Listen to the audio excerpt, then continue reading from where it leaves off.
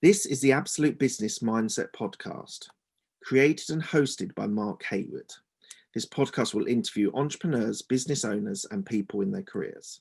We will delve into their journey to success, key life milestones, and go deep into their area of expertise.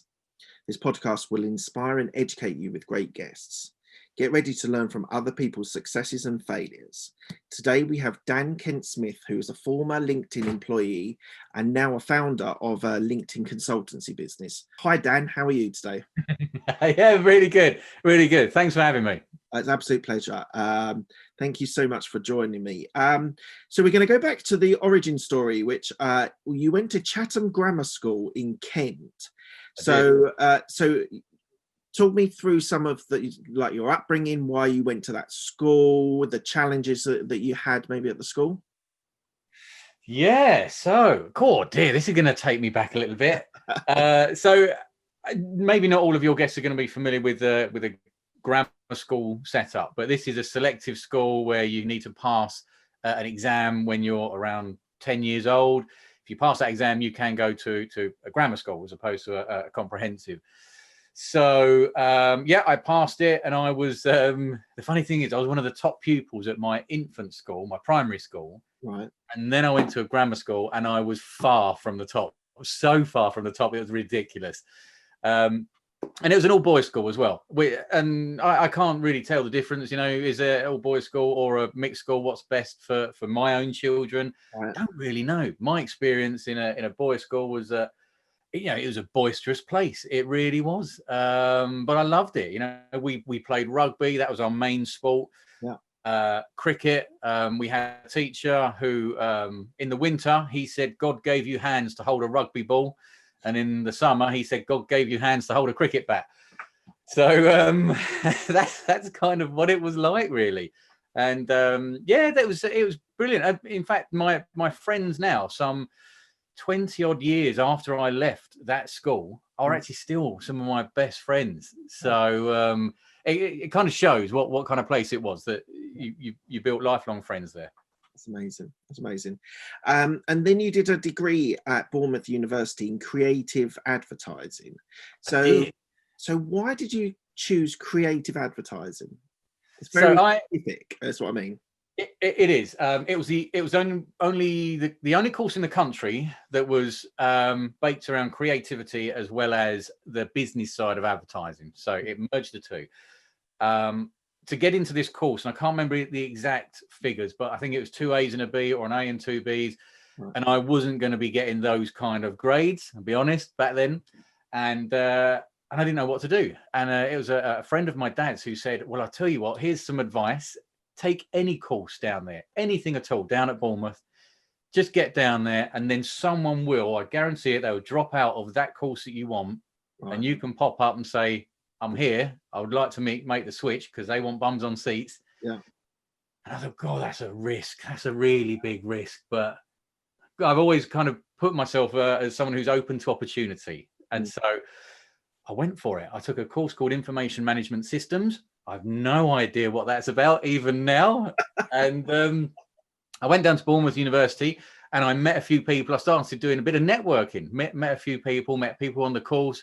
And after 6 weeks, someone didn't like it. They dropped out. I was straight in there talking to the lecturers saying, look, I'm right here. And I had to go through an interview process. Now, this course was actually the second most sought after course in the entire country. Over 3,000 people went for 30 places. So it was highly in demand. Yeah. And I managed to get in through the back door. So the principles of this course, it stood me in good stead throughout my entire career, because it was all about how you convey a story for this. I mean, this is for brands, but really you can apply this to anything. How do you convey a story? How do you convey the benefit to someone? If you can get the benefit across and get an emotional attachment, you've got a much better chance of connecting with someone, of selling something, of whatever it is.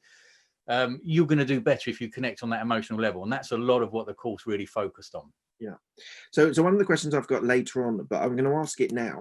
In this whole area that you've had your career in, would you say that it's more of an art form or a science? Oh, it's a real mix. It's an absolute mix. Yep.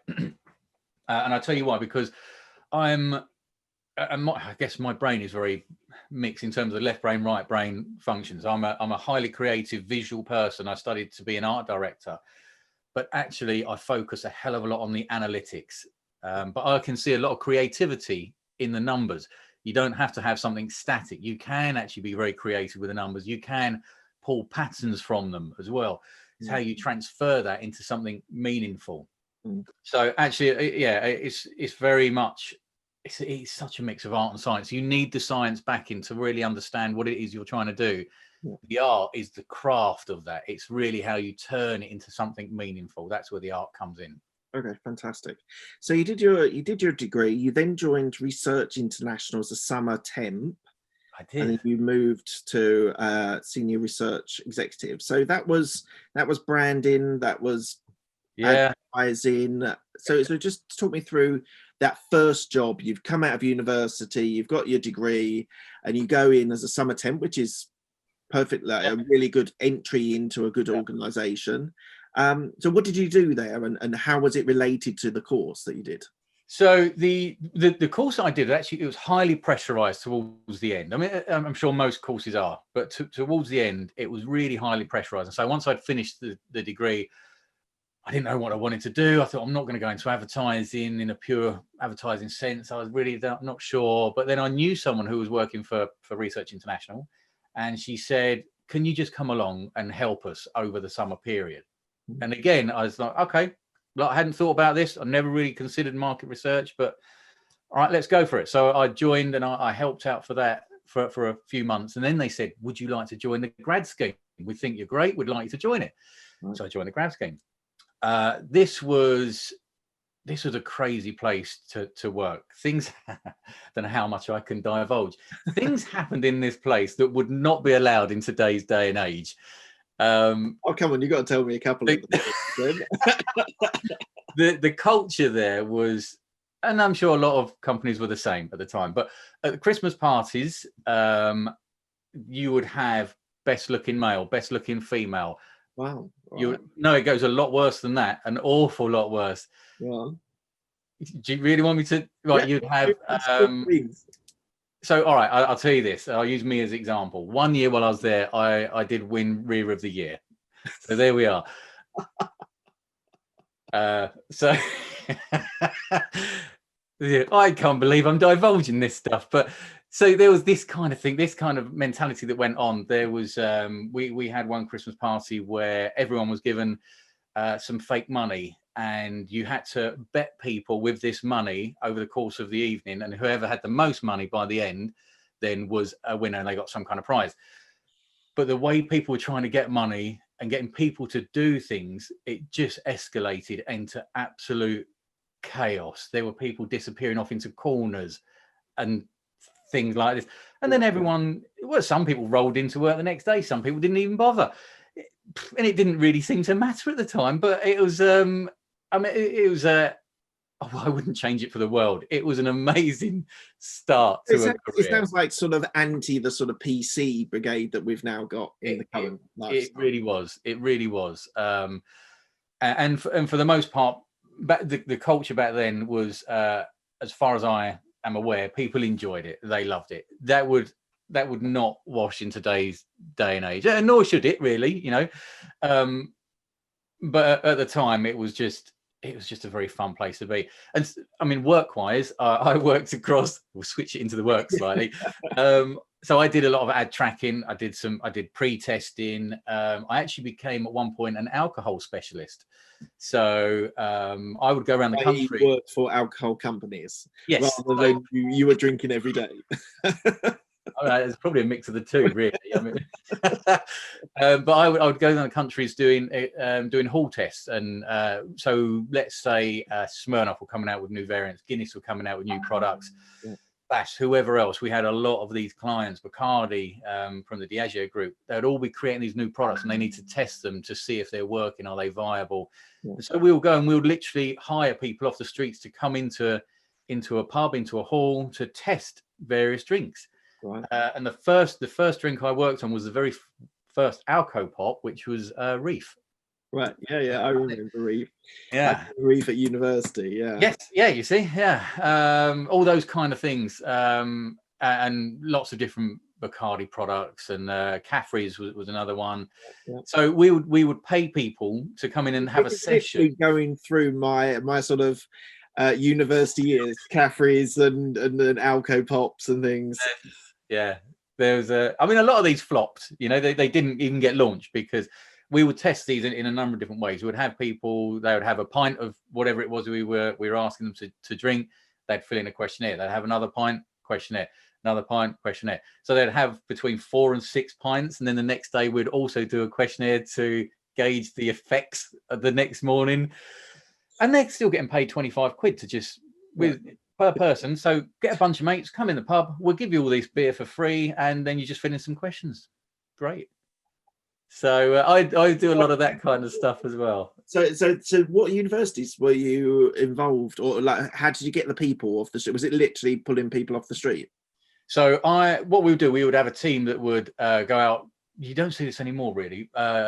People with clipboards who are on the street, and they'll go, "Can I just have 2 minutes of time? I'm doing some research," and they would check and say, your demographic, your age, and all this kind of stuff, what you're interested in. Great. What we're doing is we're testing some beer. Are you around tonight? And can you bring 5 friends with you? We'll pay you £25 each. You can have 4 to 6 pints, and you just got to answer a few questions. And they would, more often than not, they jump at it. And so research, sort of market research at that stage, so how has it changed to where we currently are with market research? Because my exposure to market research is actually fairly limited. I've never done it. I've never done any of these sorts of tests or been involved in that. How has it changed over the years? It's changed enormously, and again, with a lot of industries, everything's got to be quicker, it's got to be cheaper, people need more value from it. So back in those days, the principles are the same. It's about understanding a particular audience segment, whatever it might be, and getting meaning from it so you can act on it, something actionable. Back then it was quite paper heavy. This was we would fax results through to a client using a fax machine. Those kind of things. The way it's moved on with everything being online, that's the biggest difference. Things have gone online, so you can do things much quicker, but you've also got a lot of tools out there now which can delve a little bit deeper into someone's subconscious as well. So it's not just the written word that you're putting down. There's NLP that can fit into this as well. You can read between the lines and really understand what the meaning is behind what people are literally saying. There's a lot of visual techniques that people can use as well. But then to layer on that, you've now got the social listening side of things, which is huge. It's brilliant because this is the social listening side is it's unfiltered, so it's not preempted. Social listening. So what you can do, there's a number of companies out there who can actually tap into the way people are the way people are acting on certain social media platforms, stuff they're saying about a given brand or a topic or whatever it might be. And you can scrape that data off and make sense of it. And so you're not pushing a question to someone that they need to react to. You're looking at this in a very unfiltered way and then saying, actually, this is how people feel about your brand. These are the actions you need to take. And you can change and modify your marketing approach off the back of it. How accurate is that? How accurate is scrolling through social media to get sort of responses to brands?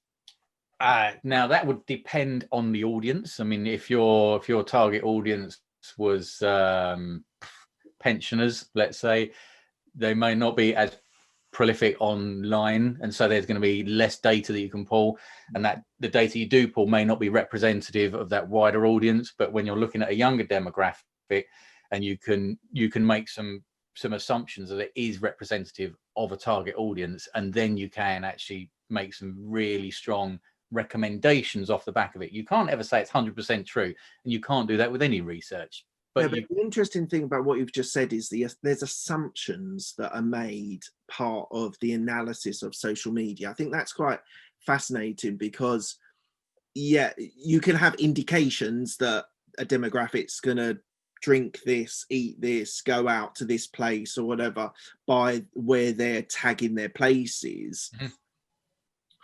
But you might find that someone only tags when they go out with a girlfriend, for example. They never tag anywhere else. So if you're scraping, like you said, scraping information, if you're collecting information about me that only tags when I'm going to a lovely restaurant with my girlfriend, that's not necessarily a massive demographic, because when I go with my mates on a Friday, I never tag the pub I'm in. So do you see I can see there's sort of inconsistencies, and there's quite a lot of assumptions that are made as well. No, that's true. But if you talk about this, and again, it all comes down to the objectives, what you're trying to achieve and what you're trying to do, because you can use this for crisis management. So you can have a brand. If we go back to the beer brands that we were talking about, if Catherine's was alive today, and you're looking online and you had all these people saying, oh, I was drinking Catherine's last night and I've got this rotten headache in the morning, which is one of the side effects that we found, then actually you can start thinking, I wonder if this is a one-off, or can we look at this? It's not an isolated case. And because you can do this very quickly, very cheaply, and you can look at all the data that's online and say, there's a pattern forming here. This is something we need to look into in much more detail. Right. Okay, interesting. So you moved on, as I read on when I was reviewing your career, that you moved to the tech bubble, is how you described it. How was that?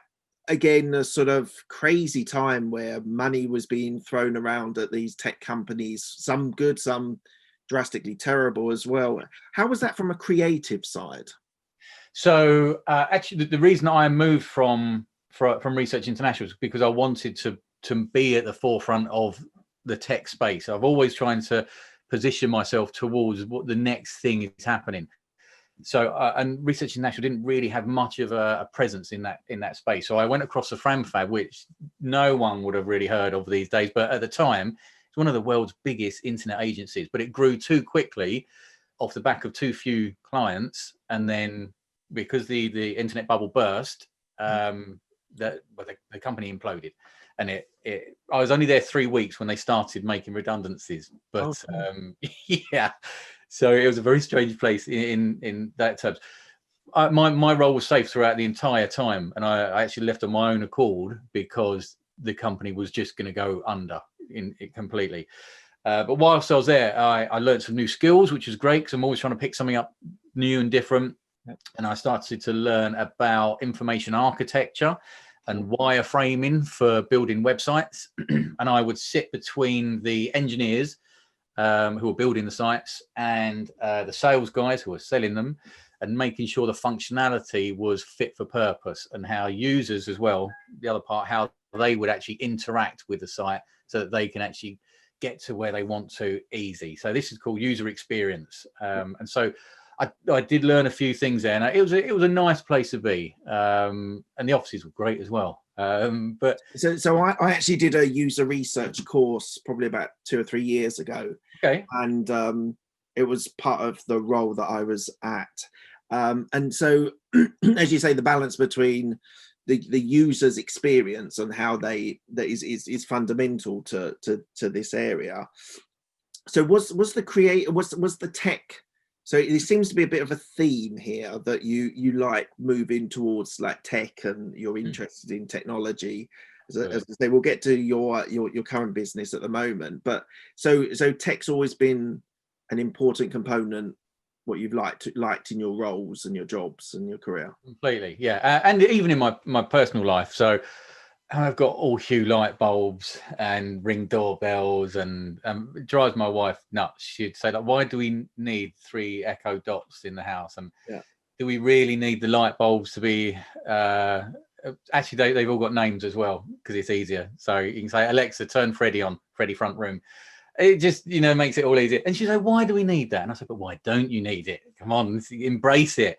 So, but yeah, all of that area, absolutely love it. Fantastic. So then you moved to the Guardian, which again is a really reputable.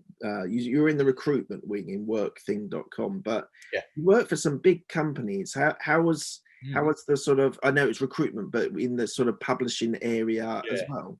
So this started off as it was just workthing.com, but then Guardian came in and bought them out. So it didn't start off, it wasn't always part of the Guardian, but it was the recruitment arm, and it was an online recruitment arm. So purely online. I looked after the market research side of things, the analytics. So I'd delve into the background analytics of the site, and I'd help the sales guys really build out a story to convince clients this is where you should be posting jobs. And this is where our audience comes in. This is the kind of people, their demographic, what they look like. And that's why you get your jobs in front of them. You've got a better success rate.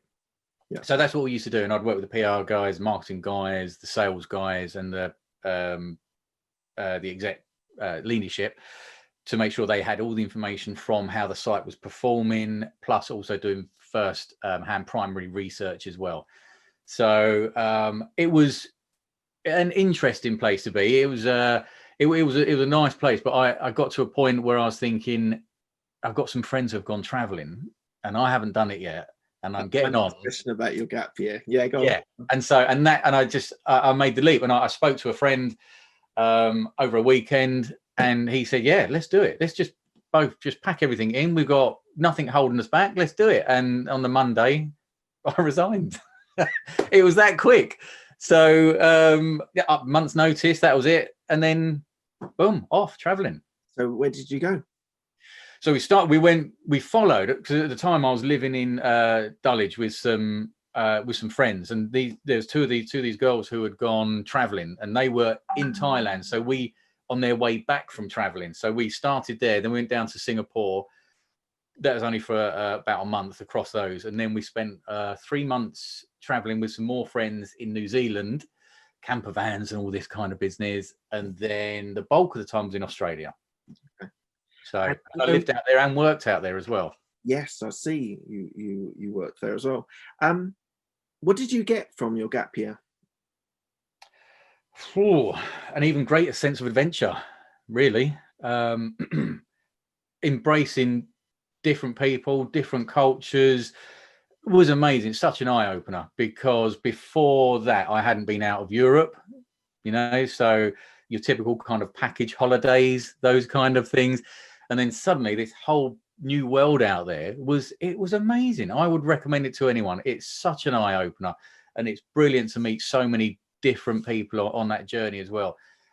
Even to the point where, and I was talking last week to an old friend who's now living in Australia. And one of the things I struggled with to start with when I was living in Melbourne would be, I'll be sitting on a tram and someone would come over and just sit next to me and say, all right, hi, how you doing? And I'd be like, hang on a minute, what are you after? What do you want from me? Yeah. And that was but that's the nature. They just come and talk to you because they're interested. And it honestly just changed my perspective on a lot of things. And then, I mean, you've got all the other things where you do activities, you're doing whitewater rafting, I managed to go to the Australian Grand Prix and the Australian Open and various things like that. I went to Ayers Rock or Uluru. Just saw some amazing places. And those days will live with me forever. I wrote a diary. I've never written a diary before in my life, but every single day on that journey, I actually wrote a good few pages. So it's good reading even back now. Looking back on it now. Excellent. All right, we're going to jump a few market research roles to where you got to LinkedIn. Yeah. You went in as a market researcher with ad efficiency. What's ad efficiency? That's ad effectiveness. Effectiveness, sorry. Effectiveness. So ad effectiveness is really understanding how clients are spending on LinkedIn, on their advertising, and whether it's working for them or not. Now, when I was I was looking after the UK to start with, and part of this role was actually setting the benchmarks, understanding how much does the client need to spend in order for me to then talk to them about how effective their campaigns are. Right. So we set that benchmark, that bar at $250,000. You're spending over $250,000 in a single campaign, then potentially I could talk to you about how effective that is. And we'd run research and analytics behind it to see. And then we can help them and advise them on how to improve it, how to improve their creative. So we'd always say, we can get your ads in front of the right people and the right time, the right environment and all these things, but you're producing the creative. And if your campaign sucks, then chances are it's your creative and nothing else. So I would also, given my background of starting off as an art director, would help them on the creative to make sure it's fit for purpose. And if you really, really, really dumb this down to the very basic level, and I talk to a client, I say, what's your objective? And they say, I'm trying to raise awareness. I go, great. Okay, show me the ads. Where's your logo? And they go, oh, yeah, I haven't put it on yet. I forgot. You're not going to get awareness if no one's going to know who it is. Might be a brilliant ad. So that's a basic level. Right. Okay. So we'll go through that, and then it expanded to EMEA and India as well. Yeah. So just on that, so you moved to a more global role, so to EMEA and to India.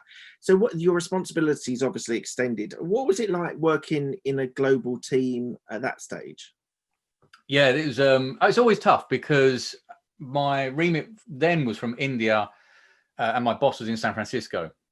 Right. So I'll be catching up with my boss constantly, who's plus 8 hours or minus 8 hours. Minus 8 hours, and India was 4.5 the other way. Yeah. So it was not always easy, but you just kind of get on and do it. Sometimes it's needed, but they were pretty flexible. It'll be a case of, look, if you've got to do a late night here, don't come in too early the next day, and the other way around. But you find ways to make it work. There'll be a lot of traveling that went with it as well. So I'd go out to India to see the teams. I'd go to Dubai as well, all around Europe, Dublin every couple of months, and Berlin, Rotterdam, Amsterdam, Paris, all over the place, plus the States as well. So a good couple of times a year, probably San Francisco. We would always do a big kickoff meeting. So all the people who are in the marketing department, marketing and sales departments, that would be probably about 5,000 of us, would descend on places like Vegas for a weekend, hire out a hotel and a conference hall, and talk about strategy for the year and all these kind of things. And so they treated you really very well. But yeah, it was. What year was that? I joined there in 2012, and I was there for nearly 5 years. So 2012, LinkedIn wasn't like now. LinkedIn is it's a powerhouse for business networking and business ads and things. But in 2012, it was still relatively small, wasn't it? There was. Now let me think. I'm going to say there were probably 250 million members globally, right, when I joined, and there's 760 million now. Okay. So it's still quite a substantial player, but nothing on the same scale of like Facebook. No. Oh, no. But the dynamic has changed. It's really shifted. So when I joined, people still talked about it as more of a jobs board. Yeah. This place you can post jobs, find jobs, It's where I'll put my CV, and that's just not the case anymore.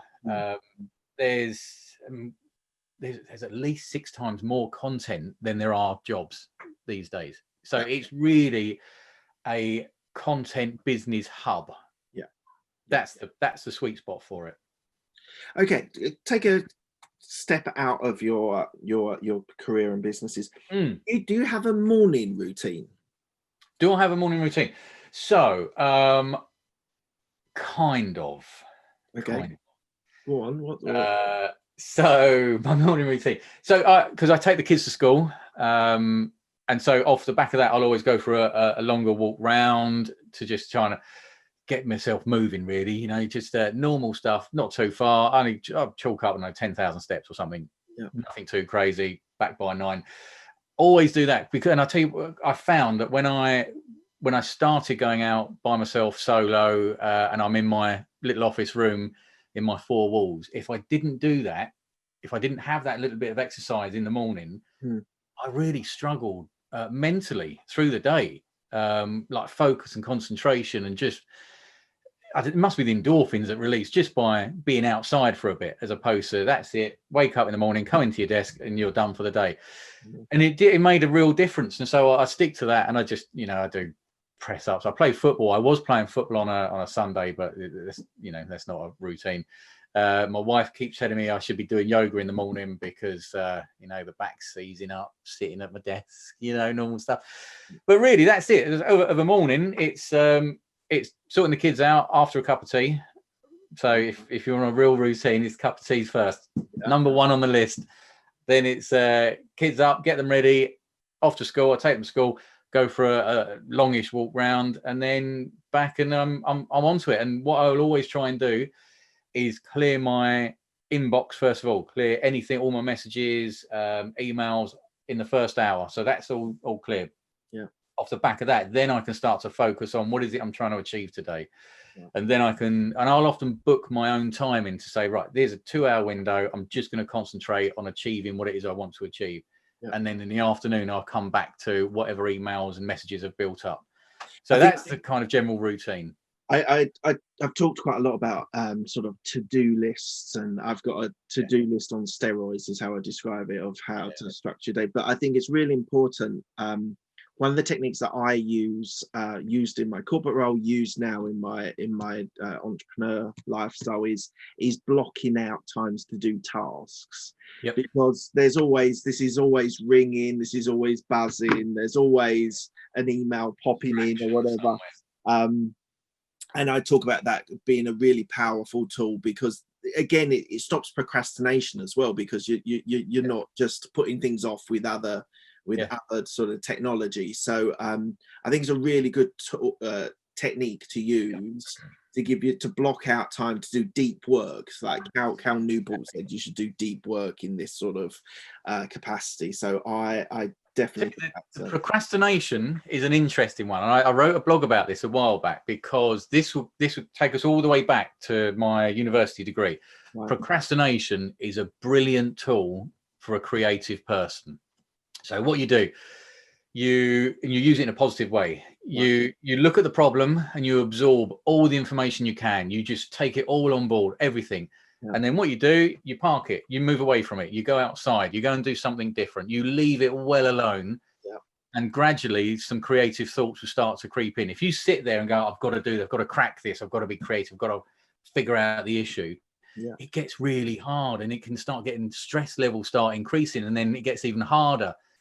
But if you use procrastination in that way, in that structured way, you go, I'm going to learn everything, and then I'm just going to come back to it at some point. I mean, of course, you may have deadlines, but come back to it at some point, then things will formulate, things will start to happen for you. And so that's where creative person can use it in a good way, rather than the negative way that, we're all associate with it. I would agree, because so if I'm writing, if I was writing a really long email to a client, or if I was writing a report, or doing something that I had was like deep work, is how I describe it. But actually, that stepping away and doing something else, or going to get a cup of tea, it actually gives you perspective, because you zoom out. You're zoomed in very, very intensely on what you're doing. But actually, that go and get a cup of tea, go for a walk around the block or whatever, and then come back to it, does give perspective and give you a zooming out and then zoom back in again. I think it's a really important technique that people, as you say, people get so focused, and I've got 5 hours to do it, 4 hours to do it, 3 hours to do it, and then you do it in the last half an hour. That's not the best way of being effective. But I would agree, I think that's a really good point, and my listeners should think about that actual ability to take a step away from something intense. I'll just give you a quick example, and this is another blog that I wrote about, actually teeing them up. This is great. But John Cleese, he wrote a script. So he wrote this script out, and he was going to take it to, I think it was Chapman or Ida who was taking it to, and he lost it. He lost this entire script that he spent ages putting together, and he couldn't believe it. He was fuming. He didn't realize this for a couple of days, and he thought he was going to have to start all over again. So he started from scratch. He wrote out a brand new script, and then he found the original.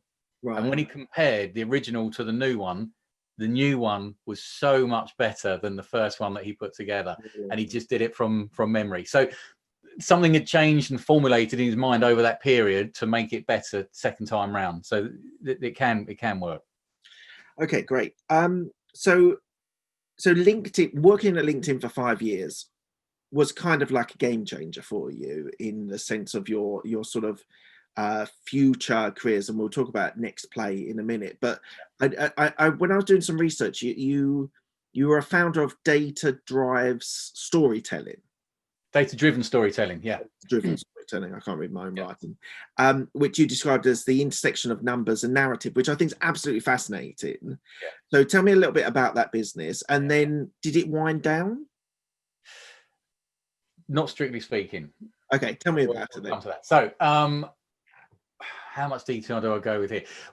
Back when I joined LinkedIn, they gave you shares in the company. Right.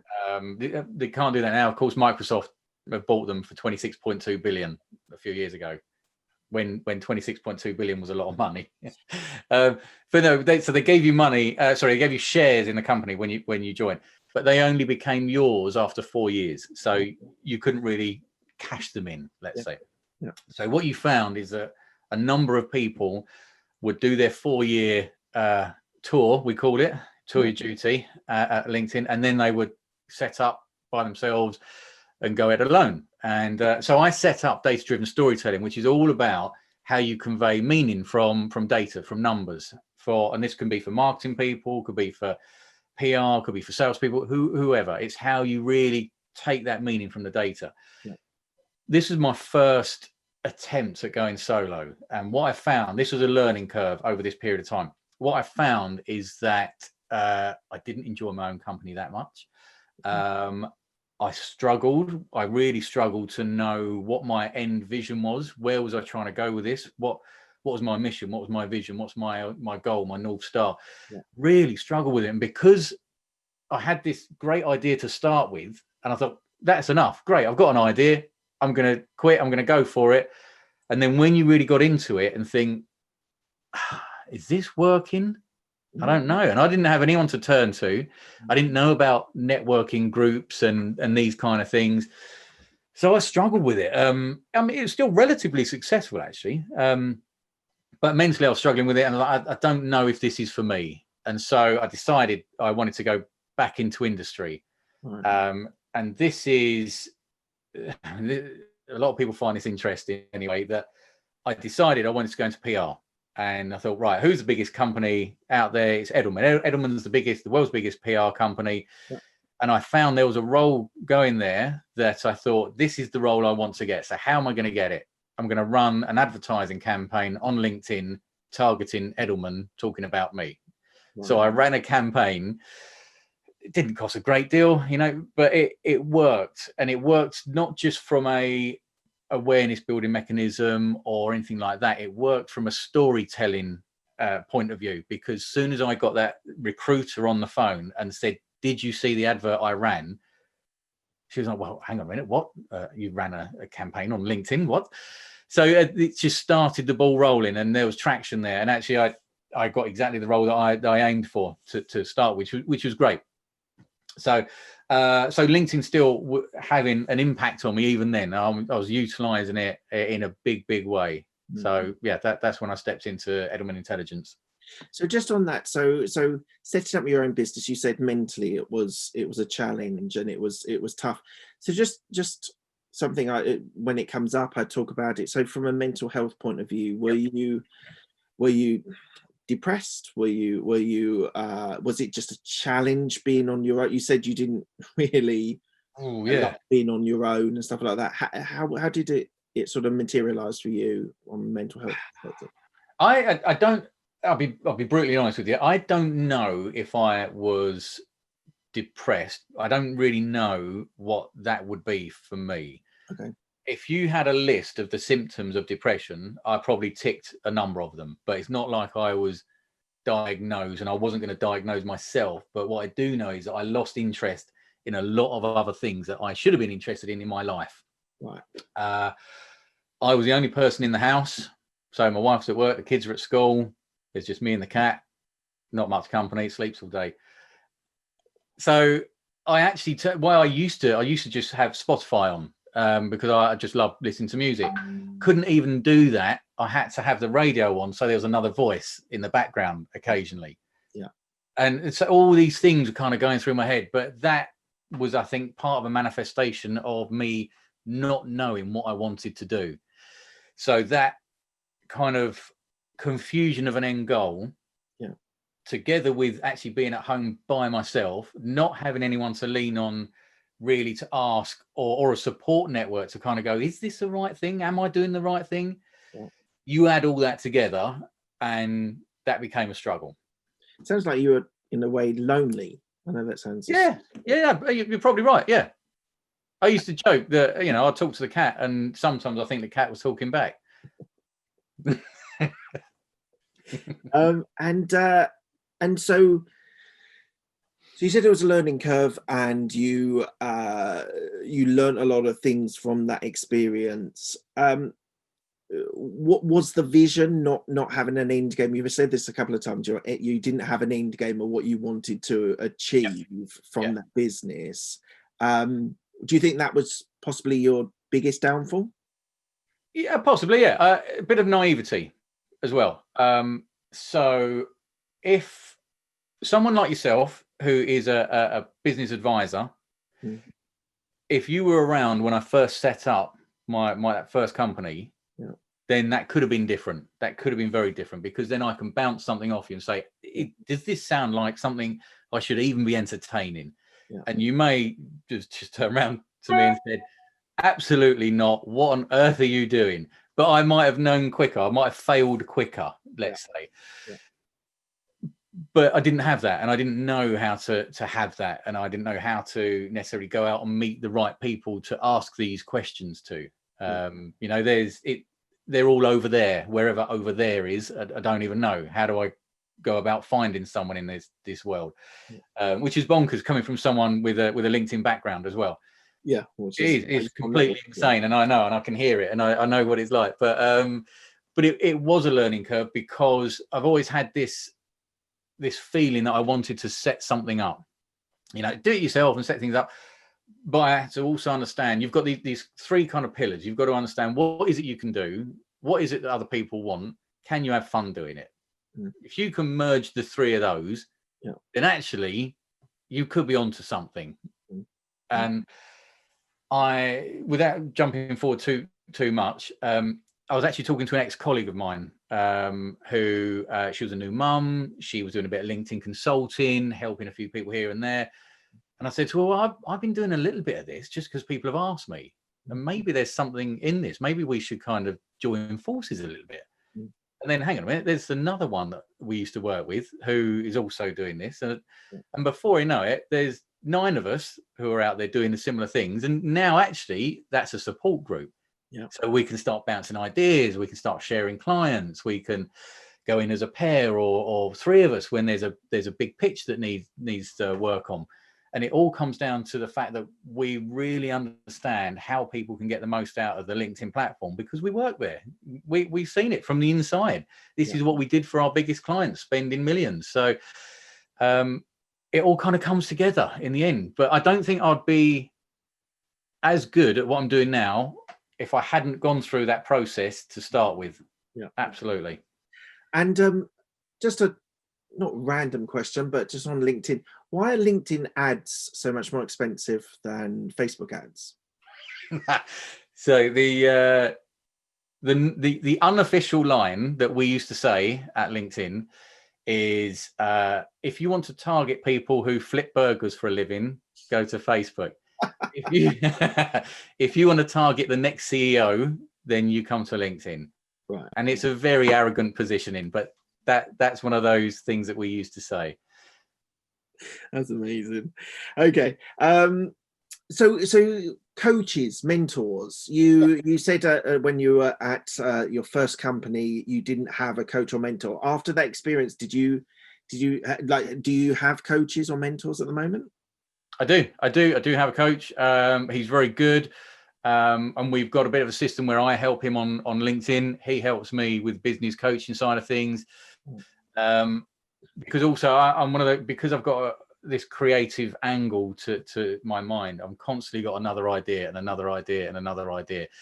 And he will rein me back in sometimes and just kind of go, right, refocus, think of the end goal, get back on track. Yeah. Okay. Yeah, I'm with you. So sometimes I need a little bit of that.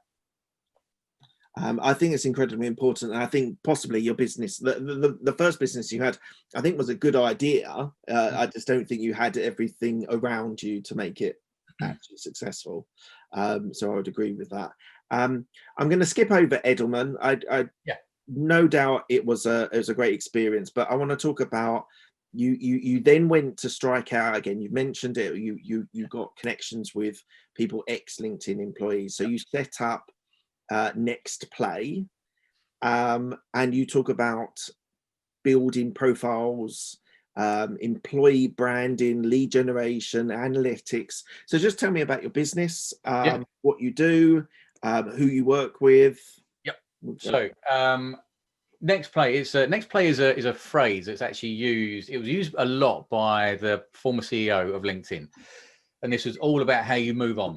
Don't dwell on something too long, whether it's really good or really bad. Don't dwell on it too long. Move on. What's your next play? And this came from a basketball coach who he would say to his team, they've just done a brilliant slam dunk against you. Move on. Don't worry about that. Move on. Conversely, the flip side, you're playing brilliantly and you've just scored. Don't over celebrate it. Back in position, because it's all about their playbook. So this is a phrase that's used a lot around LinkedIn. Mm. So one of the things that I do now is I help people be more productive and successful through the platform. So I stick to LinkedIn. I don't dabble with other social media sites. I use all that knowledge that I built up over those 5 years. And the other guys in this alumni as well, who have got amazing skill sets, who are all slightly different as well. Yeah. And so it works together that way. Now, when I work with a client, I'll give you an example. Someone will say to me, Dan, I need some leads. And you go, great. Who doesn't? Right. What should we do next? And then we start with that as an end goal, but then we have to work backwards and think, right, how good's your network? How good are you connected to these people? What's your content look like? How does it work for you? Are you measuring it? Are you really looking at the measurement side of things? If you're not measuring it, you can't improve on it.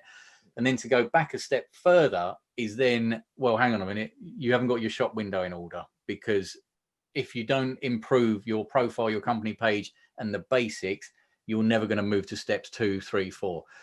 It's the equivalent of going to the high street, and you go to a shop to buy a pair of shoes. You see them in the window, think they're the shoes that I want, but hang on, the window's cracked and there's paint peeling off all around the windowsill. But hang on a minute, the same pair of shoes are in the shop next door, same price, and that's all sparkly and clean. I think I'll go in that one. Now you've got the digital equivalent that someone else with your skill set is only a click away. Yeah. So you've got to position yourself in the right way to ensure that they spend the time to look at what you can offer, and you convey enough trust through your profile that they're willing to take it a step further. Then you can start turning it into a lead driving tool. And that's what it comes down to. But then, so that's on one side of it. And then you've got things like LinkedIn ads, how you place ads, how you get the most from them. You've got lead generation, you've got employee advocacy, which is, I work with some companies that, small companies, and they say we've got 20 employees, but and I look at their content and say, you've only got 1 like on your content. What's going on? Do your employees not like you? Well, if you can get them on side and get them evangelizing your content, they become like your salespeople. Yeah. And it helps retain talent. It helps get new talent, and it also helps you build clients, because they're doing a lot of the awareness building for you. So there's those kind of things that come into play. So I work with people on a one-to-one level. I do workshops. I'm putting together courses. All sorts of things, really, but it's all based around getting the most out of LinkedIn and making it work for you. Amazing. And do you think the sort of future for LinkedIn, like you've said, it was originally a job posting board and it's moved to a content, like you provide content for it. How do you sort of see the future, the next 2 to 5 years of LinkedIn now? So I'm very wary of here's a new word for you, the Facebookification okay. of LinkedIn. So LinkedIn have just launched LinkedIn Stories. Mm-hmm. LinkedIn Stories has been around for a long time now with the likes of Insta and Facebook. With all of these things, it's an attention grabbing mechanism. This is why you get notifications, and people talk to me and they say, I need to understand the algorithm. And I'll say, you don't need to understand the algorithm. You need to understand, how does LinkedIn make money? Because that's what the algorithm's built for. If you understand how they make money, You can think, how do you operate within the parameters of that? The way LinkedIn make money is through advertising, and they only get advertising if you're on the site and you're there. They don't get it if there's no members. So you need to be on there, and you need to think about your content, which is going to be sticky enough, attractive enough that people will then look at that content. And then if they look at that content, then LinkedIn will look favorably on it and evangelize it a bit further, because then they get more eyes on it and they can do more advertising. Yeah. That's how it works. Where was I going with this? I've lost my train of thought completely. Well, let me ask you another question. Oh, sorry, the Facebookification of it. So the LinkedIn story side of things is an attention grabbing mechanism. It's short lived. So stories are they're only around for 24 hours. They don't have to be overly polished, but I'm wary of people using it in a personal setting rather than a professional setting. And we used to always say, don't mix your Friday night with your Monday morning. Yeah. The slight issue that we've got today is that there's, with everything that's going on in the world, there's a blurring of those lines between your professional life and your personal life. Yeah. Everyone's at home working, which means you're doing Zoom calls and you're opening up your vulnerabilities. People can see around your room and where you're working, your environment, and suddenly that becomes a little more human. And your kids or your dog might suddenly come in the room, and that opens up another topic. But again, that's giving more of your personal self in a professional setting, where you may not have done that if you was in an office in a meeting room. Absolutely. So there's that slight blurring of the lines. So I am wary of how people are utilizing LinkedIn, putting more of their personal self into it, but some of it can't be helped. The future of it is, I think groups are going to come back in a big way. The new guy who's taken over from the former CEO, he took over in June, Ryan Roslansky, he's the former SVP of product, and being the SVP of product, he's going to have a lot of ideas, and he's talked about trying to bring groups back. They're putting money into groups, I think. Yeah. If you want to take this to its logical conclusion with LinkedIn and the Microsoft buyout, what you're going to start seeing probably is LinkedIn getting baked into the Microsoft systems and the universe of the ecosystem. So whenever you start typing an email to someone, their profile will pop up because you've got their address in there. That will pop up. It's coming through Outlook or whatever else. You'll get to see them first. If you've got a calendar invite, you're going to get to know this person before you go in and see them based on their profile. So this makes it even more important to get right. And then if you want to go even further, what I think may happen, this is a stretch, but I did read this. This is a bit of a rumor, I guess, but I did read this, that Microsoft are toying with the idea of creating a business only virtual assistant. So think of Alexa, but having it just for business. So it'll be tapped into possibly LinkedIn or something like that. You tap a button, set a meeting for here, send a meeting to them, it's all voice activated. That's possibly where it's going, but that's further down the line. But LinkedIn as a platform is only going to grow bigger and bigger and bigger. The goal is to reach 3 billion people globally. The entire workforce of the world will be on there. And with Microsoft funding this and being behind it, then it will happen. And how do you think that the buyout from Microsoft has really affected LinkedIn so far? They've supported them. They've not changed a great deal. They've kind of said, look, you're a successful company in your own right, so carry on doing what you're doing. And that's brilliant. There's not many companies that go down that route. Mm-hmm. So they have supported them, but they've also put some other functionality in the background, which has enabled, you wouldn't believe this, but LinkedIn to produce things quicker than they ordinarily would have. So you've got that as well. You've got the transference of skills and employees across LinkedIn and Microsoft, which makes it a lot seamless as well. So you've got those kind of things that are happening in the background that you may not ordinarily be party to, but it's working anyway. It's helping improve the platform.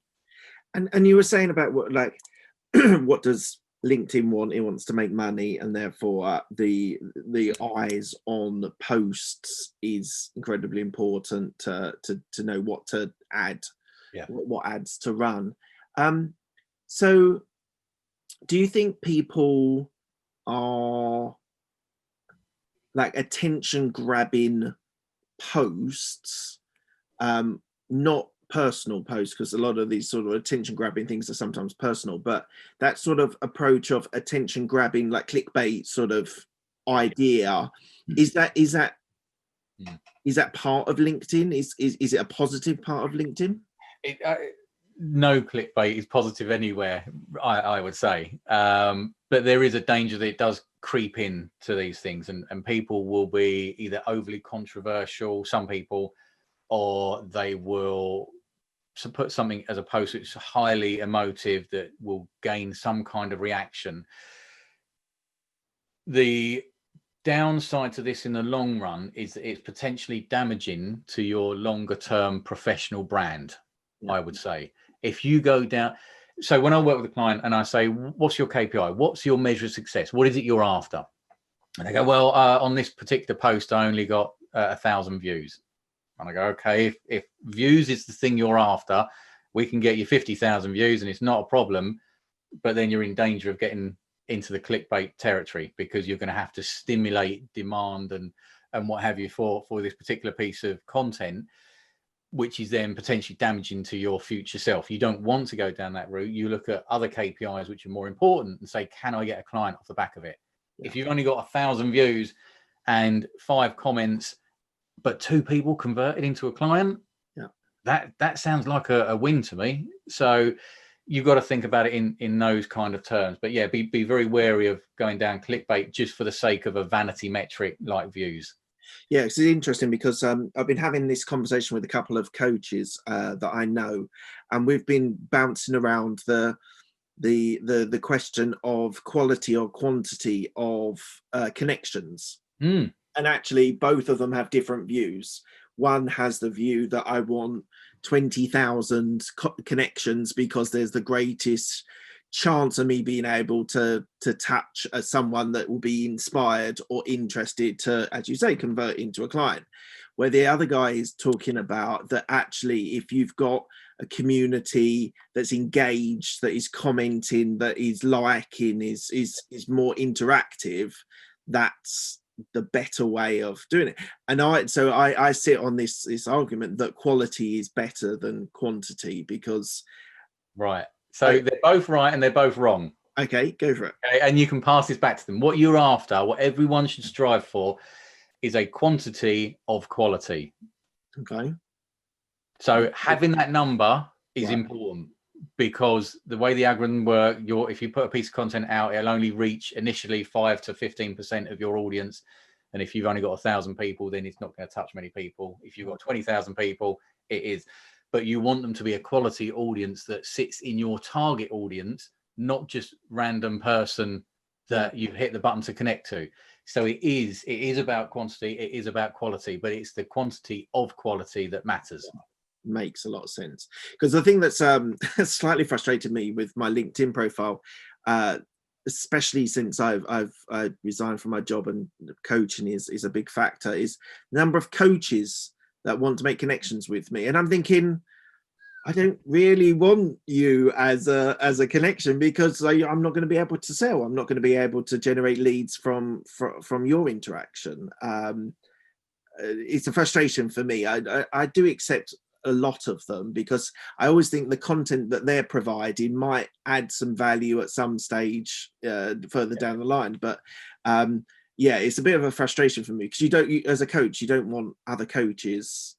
It's a tough one. You could go with the old adage of keep your friends close, but your enemies closer. I don't know, but you can learn a lot from people, and it's just about how do you stand out head and shoulders above the others. What makes you unique? What makes you the person that someone should come to for help and advice, or a program, or whatever that might be, as opposed to somebody else who, again, is only a click away. What is it that you can do and offer? And part of this is how you provide value.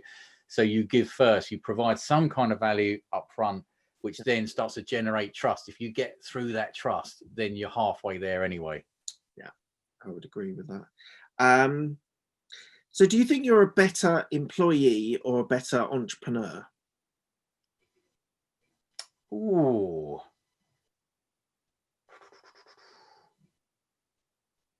Oh, no, that's a really tough question.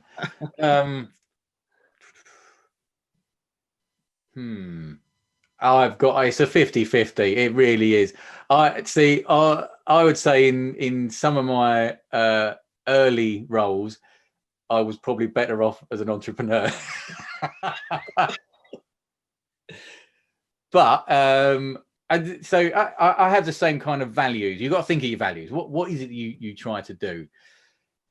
And my natural persona, the way that I approach everything is, what can I do for you? How can I help you? And that often makes me a valuable employee, you know. But then that carries weight as well in an entrepreneurial set. The both have got merits. You never have the creative freedom that you have as an employee, you know. So I had a good friend of mine, and we used to just come up with bonkers ideas all the time. Years ago, we're going back probably 10 years ago, I was talking about getting a smoothie in a pot where you've just got all the ingredients, it's in a pot, and you just buy the pot, put it on a blender, done. And everyone said, that's ridiculous, it's insane. But actually, it was in Tesco's, so it wasn't insane. I just wish I'd acted on it. And if it's just an idea and you don't act on it, it's just an idea. So one of the things that being an employee has taught me is take intelligent risks, and that's another value from LinkedIn. Yeah. If you take intelligent risks, the intelligent bit is the important bit. Don't just take a risk for the sake of it. Then actually you will constantly improve yourself as well. And I like that side of things. That's really interesting. Thank you for that answer. So last question before the quickfire question. So you're actually a soccer coach. Sorry, I do have some US people listening. So yeah.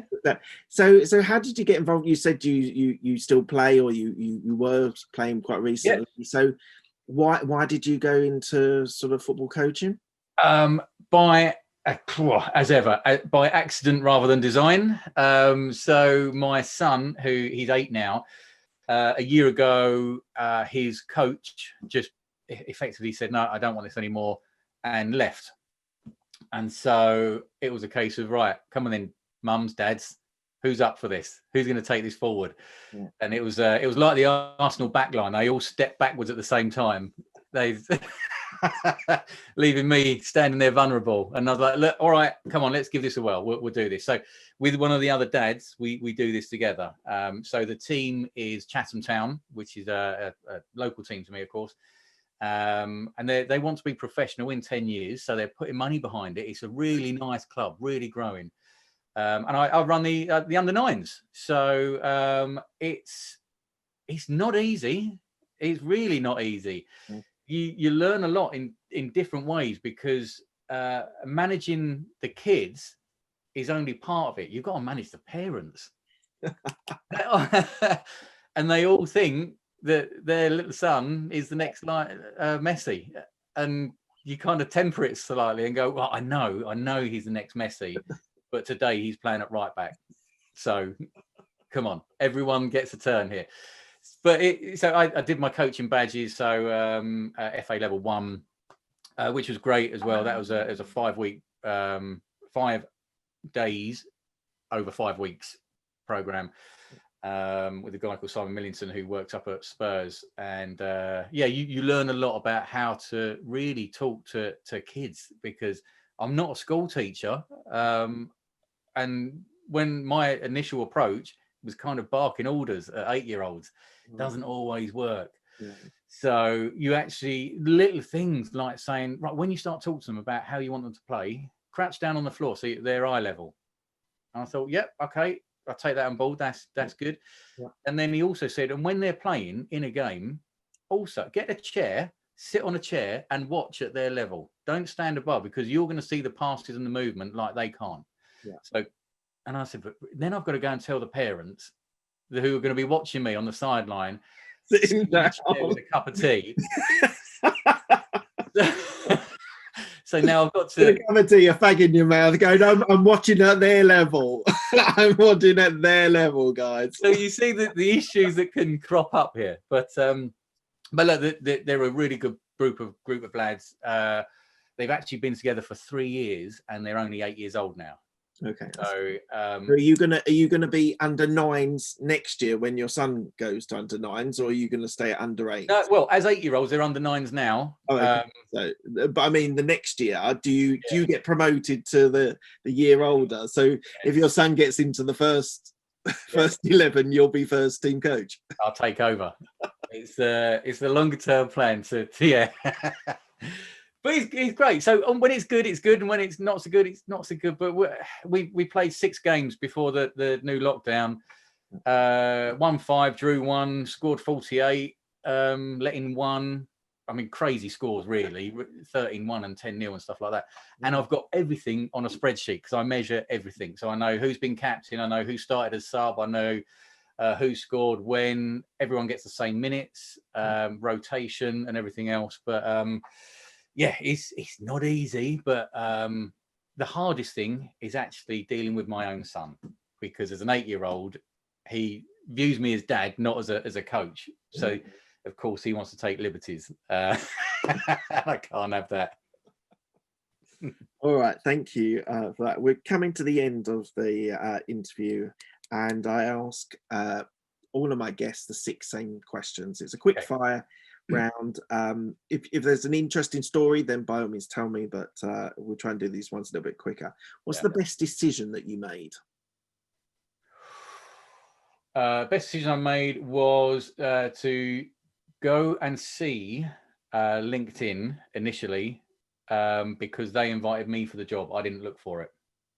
And I did initially say I wasn't interested. I was happy in my current role. And they said, just come in for a half-hour chat. So that best decision. Yeah, life-changing. Yeah. What's the best piece of advice you've been given? So the one that always sticks in my mind, this is not the best piece of advice, but the one that always pops to mind. Don't sweat the petty things and don't pet the sweaty things. But actually, the best piece of advice ever was it's take intelligent risks always. Yeah, I agree with that. Who's helped you most in your career? Who's helped me most? Yeah. Shout out to 1 or 2 people. Oh, blimey. Ooh, right, this is a really bizarre way, because there's an old manager that I had that I ended up falling out with over money that they didn't want to honour a contract. And I'm not going to mention his name, actually, because I've said that. But that particular person had a very big influence on my entire view of a career. So I can't actually mention his name because I've just said that first bit. But it wasn't anyone at LinkedIn. It was outside of that. Very big influence in a good way. Oh, in a good way, not in a negative way. No. Oh, I learned a lot about business, about how to look at everything from marketing to HR to recruitment, finance, everything around business, dealing with clients, all sorts of things, how you navigate a career. He had quite a big influence, actually. Okay. Any regrets? Any regrets? I tend to just say no, because I wouldn't be here now. Yeah. You know, if I really regretted something, I couldn't be doing this with you. Yeah, fair enough. What are you most proud of? Oh, the football team. In 10 years you'll be first team coach. Exactly. No, but I'm business stuff aside, I'm really proud of the kids. The way they have dealt with everything that's going on through this period, COVID. And they're 8 and 10. My daughter's just passed her 11 plus, which is brilliant. She smashed it. She worked really hard for it. My son has really knuckled down at school. Knuckled down. He's an 8-year-old, but he's embraced his schooling, whereas previously I'm not interested. That I'm very proud of both of them. Awesome. What does legacy mean to you? Legacy to me is it's actually how people feel about me. Have I left something of value for people that I've met, people that I've interacted with? Is there something of value that actually they'll talk positively? Yeah, awesome. And where can people find you? So where they can find me on LinkedIn as a starting point. So my LinkedIn address is www.linkedin.com/in/Dan Kent Smith, all one word, that is. So they can find me there. They can, and actually, I'll just put a QR code on there. So if you go on there, you can. I saw today. So what do you do if you take a picture of that? Scan it. Yeah. You'll phone me. Oh, interesting. I wondered what it was for. So you can phone me off of that. So I haven't put my phone number on my connection. My contact info, because people are scraping that data and I get spam. But if someone's interested, take the time to scan it. You can phone me direct. Awesome. Is there anything else before we close? Is there anything else you'd like to add? What would I like to add? So what I'd like to add is, for everyone, the importance of getting LinkedIn right. It's so important. And you can get advice there's lots of people out there who can work with you, or you can do it yourself. You can do your research, but take the time to get it right. You don't go hunting for food when you're starving. So even if life is good right now, still get it right, because tomorrow it might not be. Good. Awesome. Thank you, Dan. Thank you so much for your time. It's been really interesting talking through your career, and good luck with the business. Thank you very much. Thanks for having me. Thanks a lot.